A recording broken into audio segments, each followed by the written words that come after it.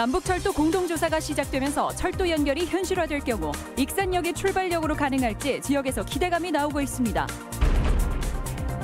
임금은 체불하고 수익금으로는 사주 일가를 배불렸던 버스 회사가 대법원에서 최종 패소했습니다.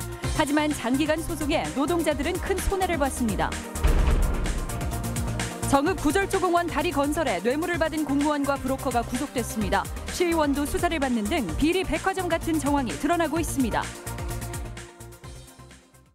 안녕하십니까. 전주 MBC 뉴스데스크입니다.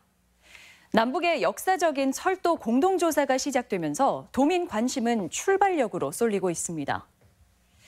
유라시아로 향하는 관문으로 우리 지역 익산역이 낙점될 경우 새만금 발전은 물론 동부가 교통과 물류 중심지로 전북이 도약하는 계기가 될 수 있다는 기대 때문입니다. 강동엽 기자입니다.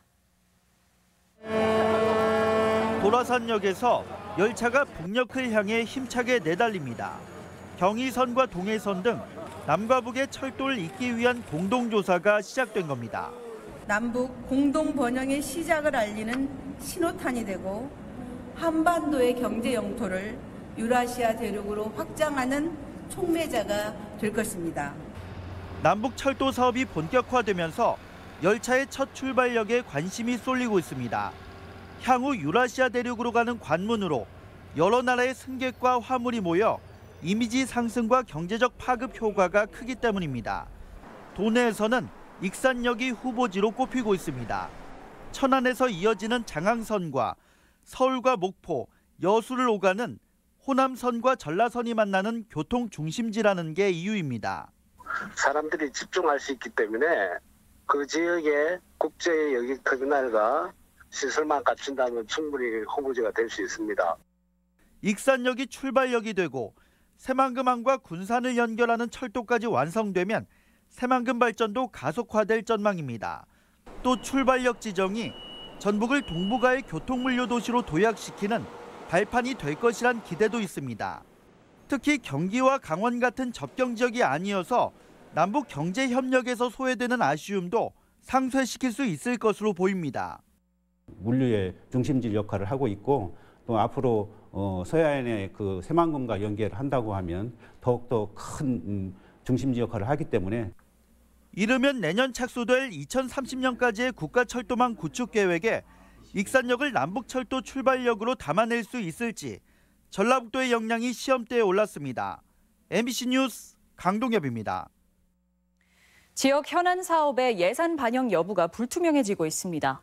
국회 예결위는 오늘까지 예산안의 심사를 마무리하고 본회의에 올려야 했지만 새만금 공항과 임대용지 등 핵심 전북 사업들이 증액 심사를 마무리하지 못했습니다. 국회는 다음 주 예산안 처리 전까지 원내 교섭단체 3당 간사가 참여해 심사를 마무리한다는 계획이어서 정치권의 대응이 요구됩니다.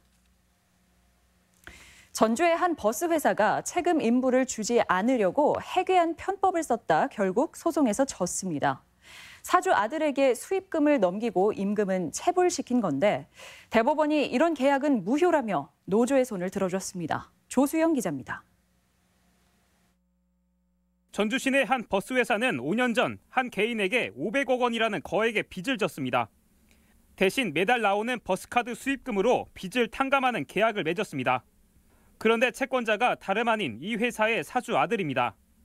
버스카드 수입금은 사주 아들의 계좌를 거쳐 회사로 전액 입금됐지만 노동조합은 체불된 임금 10억 원을 주지 않으려는 꼼수라며 소송을 냈습니다. 노조가 수입금을 압류하려고 하자 이를 막기 위해 가짜 계약을 맺은 겁니다. 결국 대법원은 이 계약이 무효라며 노조의 손을 들어줬습니다. 회사는 뒤늦게 체불 임금을 갚겠다고 밝혔습니다.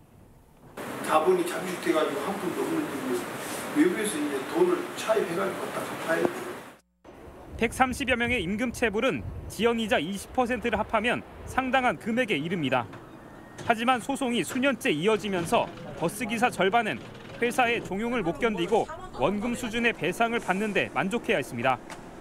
이렇다 보니 버스기사들 모두 법원 판결을 마냥 반길 수 없는 상황입니다. 이처럼 파렴치한 꼼수로 수년간 임금을 차일피일 미룬 버스회사 대표가 받은 벌은 고작 벌금 500만 원이었습니다. MBC 뉴스 조수영입니다. 대한방직터 개발 사업을 두고 전주시가 최근 개발사의 용도 변경 요청을 되돌려 보냈는데요. 용도 변경만으로 막대한 시세 차익이 발생하고 특혜 논란이 불가피하기 때문인데 비슷한 사례가 부산에도 있었습니다. 박찬익 기자입니다. 개발 면적이 축구장 6배에 이르는 부산 롯데타운입니다. 백화점과 영화관 등 쇼핑센터가 들어섰지만 건물 옆 공사장은 수년째 방치돼 있습니다. 당초 107층 타워가 들어설 계획이었는데 착공 6년째인 지난 2014년에 1층까지 짓고 공사가 중단됐습니다. 롯데가 관광타워보다 수익이 많은 아파트를 짓겠다며 용도 변경을 요구했다 거부당하면서 벌어진 일입니다. 결국 용도 변경 요구는 특혜 논란으로 이어져 비판의 목소리가 끊이지 않았습니다. 공유 수면입니다. 그래서 모든 시민들이 함께 즐기고 공유해야 될 곳인데 만약에 그렇게 원래 목적에 맞게 하지 않는다면 이거를 관리하고 감독할 관할 부서인 부산시에서 그 사업을 하지 못하도록. 대한방직터 개발 사업도 비슷한 우려를 낳고 있습니다. 현재 공업지역인 땅을 개발업체가 원하는 상업지역으로 바꿀 경우 당장 땅값으로만 몇 배의 시세 차익이 발생합니다. 어떤 공익적인 접근도 없이 랜드마크를 세운다는 약속을 믿고 덜컥 용도를 바꿔줬다가 부산 사례에서 보듯 흐지부지될 가능성이 적지 않기 때문입니다. 행정 행위는 되돌릴 수가 없거든요. 상업용지로 바꿔줬는데 다시 공업용지로 바꾼다? 이건 절대 있을 수 없는 일입니다. 개발 이익에 대한 반대 급부로 개발회사는 일부 기부 체납을 시사하고 있지만 이 역시 얼마나 상쇄될지 의문입니다. 만약 용도 변경이 이루어지면 특혜 논란이 불가피한 상황이어서 전주시의 향후 움직임에 관심이 쏠리고 있습니다. MBC 뉴스 박찬익입니다. 암 발생 근원지로 의심받는 전북 익산 장전마을 내 비료 공장 철거에 주민들이 크게 반발하고 있는데요. 주민들은 빠른 조사와 함께 공장 내 폐기물 반출을 중단시킬 것을 주장하고 있습니다. 임홍진 기자입니다. 장전마을 비료공장 내부에 설치된 일부 설비들을 새롭게 양도받은 업체 관계자들이 철거합니다. 주민들과 환경단체 회원들이 막아서지만 업체 쪽은 사유재산권을 내세워 강행합니다. 하루 전 갑작스럽게 일어난 사태 파악을 위해 장전마을 환경비상대책 민간협의회가 열렸습니다. 위원들은 암을 유발하는 오염물질을 유실시킬 우려가 있다고 행정당국을 질타했습니다. 근데 익산시는 거기 들어갈 수 없다. 이미 문을 닫았기 때문에 거기 그 관리권 외다라는 걸로 사실은 제대로 적극적으로 공장 내부 조사를 추진 안 하고 출입도 제대로 못 하셨어요. 문제의 비료 공장은 현장 그대로 보존되도록 만반의 대처를 해야 하는데 당국이 이를 소홀히 했다며 분통을 터뜨리기도 했습니다. 정확한 역학조사나 모든 자료조사 끝나지 않는 상태에서 거기에 설비를 뜯어낸다고 하니까 이게 누가 동의를 해주겠어요. 익산시 당국자는 지정 폐기물 매립 같은 위법 사실이 드러나면 관련법에 따라 조처하겠다는 원론적인 답변만 내놨습니다. 일단 폐기물이 우리가 파헤친다고 그래서 또 이게 처리가 또 문제잖아요. 그래서 뭐 바로 파헤칠 수도 없는 것이 그래서. 다만 다음 달 초 비료 공장 주변 지역에 대해 토양 오염도와 폐기물 전수 조사를 실시할 계획이라고 말했습니다. 하지만 새로 경락받은 업체가 일주일 후에는 완전 철거 작업에 들어가기로 해 변수가 되고 있습니다. 한편 집단 암 발생으로 30명이 사망하거나 투병 중인 장전마을 역학조사 결과는 다음 달로 예정됐지만 다소 늦어질 수 있다는 관측도 나오고 있습니다. MBC 뉴스 임홍진입니다.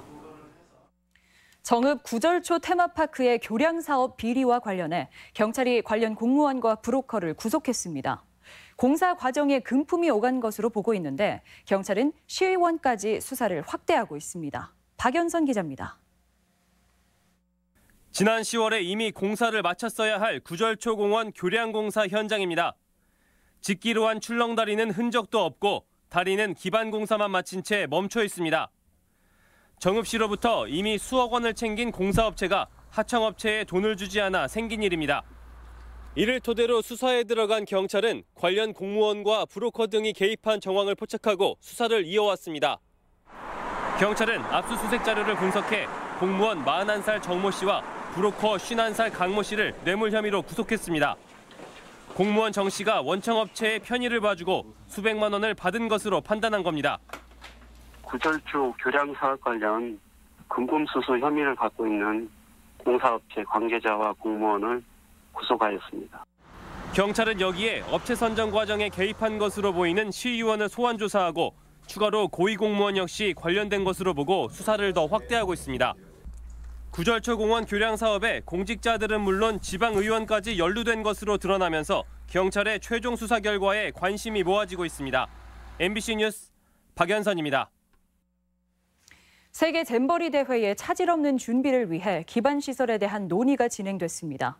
전라북도는 도청에서 여성가족부와 한국스카우트연맹 관계자가 참석한 가운데 대회 기반시설 용역 중간 보고회를 갖고 캠프장 배치와 상하수도 구축 계획 등을 점검했습니다. 결과는 내년 2월쯤 나올 예정이며 어제 잼버리 지원 특별법이 통과돼 대회 준비에는 문제가 없을 전망입니다. 일요일 고별전을 갖는 최강희 감독이 명예 전주 시민의 이름을 올립니다.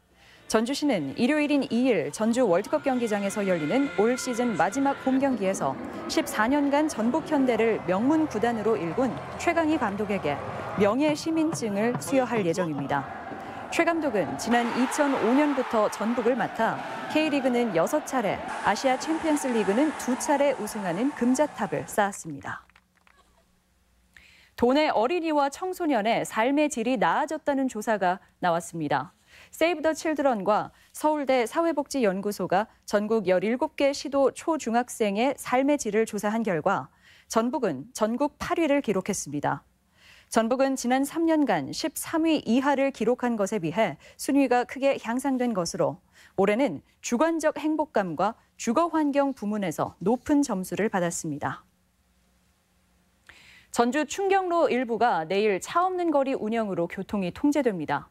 전주시는 내일 오후 1시부터 저녁 7시까지 충경로 내거리에서 다가교까지 차량 운행을 통제한다며 시민들의 협조를 당부했습니다. 지금까지 전북권 뉴스였습니다.